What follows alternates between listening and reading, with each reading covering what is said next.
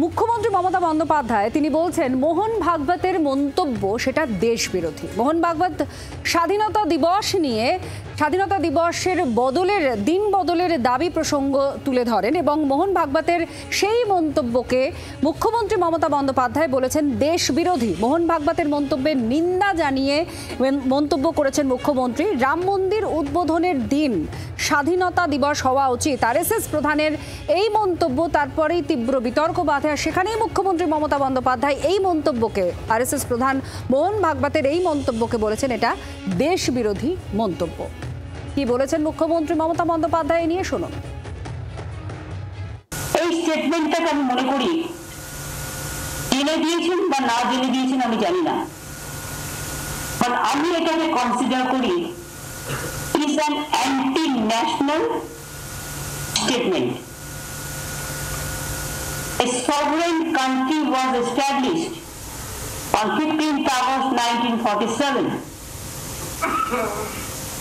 আপনারা কি মনে করেন যে history of independence can change any time? Any political party can do it or any organization? Can they do it? এটা হয় না। আমাদের স্বাধীনতা আমাদের গর্ব, इसको वापस लेना चाहिए। I totally condemn it. I'm sorry. I strongly condemn it. তীব্রভাবে নিন্দা করেছেন মুখ্যমন্ত্রী মমতা বন্দ্যোপাধ্যায়। এবার আপনাদের শোনাবো শ্রমিক ভট্টাচার্য, বিজেপির রাজ্য মুখপাত্র, তিনি কি বলেছেন শুনুন। বোঝার শক্তিই নেই।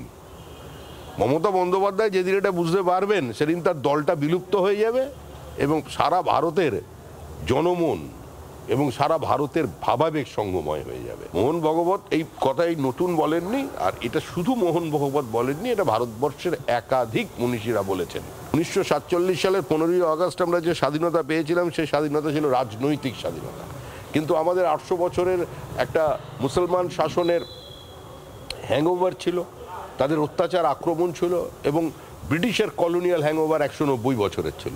অনেক ঐতিহাসিক বামপন্থী ঐতিহাসিকরা এটা প্রতিষ্ঠা করে দিয়েছিলেন যে ভারতবর্ষ আগে কোনো দেশ ছিল না, ভারতবর্ষ এই ব্রিটিশের বিরুদ্ধে লড়াই করেই একটা দেশ হিসেবে তৈরি হয়েছে। মস্তিষ্কে এটা যে বাসা বেঁধে আছে একটা রোগের মতো, এইটা থেকে মুক্তি পেয়েছে, সাংস্কৃতিক স্বাধীনতা এসছে। আমরা তো সেদিনও দাঁড়িয়ে বলেছিলাম যে রাম ভারত, ভারতী রাম। রামের যারা বিরোধিতা করে এটা মন্দির মসজিদের লড়াই নয়, এটা ভারতের সাংস্কৃতিক জাতীয়তাবাদ এবং ছদ্ম ধর্ম নিরপেক্ষতার লড়াই ছিল। সেখান থেকে দাঁড়িয়ে মাননীয় সরসংঘ চালক এই কথা বলেছেন। বাংলার আওয়াজ, বাঙালির আবেগ, জি 24 ঘন্টা।